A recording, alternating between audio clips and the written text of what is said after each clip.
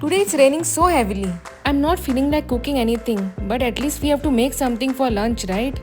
So I decided to make this drumstick and pumpkin sabzi. Heat a kadai and add oil. Add mustard seeds, and after mustard seeds flutter, add curry leaves and some green chilies. Then add some asafoetida or hing and stir nicely. Now add some finely chopped onion and stir until onion turns pinkish. This recipe tastes delicious and is very easy to cook. Now add some chopped drumsticks and pumpkin and add some water and mix nicely.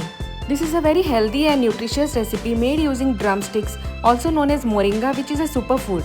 Now add some turmeric powder, salt and some grated coconut and mix well. Drumstick is rich in iron, calcium and vitamin C, great for boosting immunity and strengthening bones. Pumpkin is loaded with beta-carotene and antioxidant that's good for eye health and glowing skin.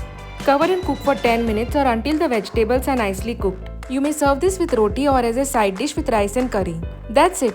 Goan style drumstick and pumpkin sabzi is ready. I am sure you like this recipe.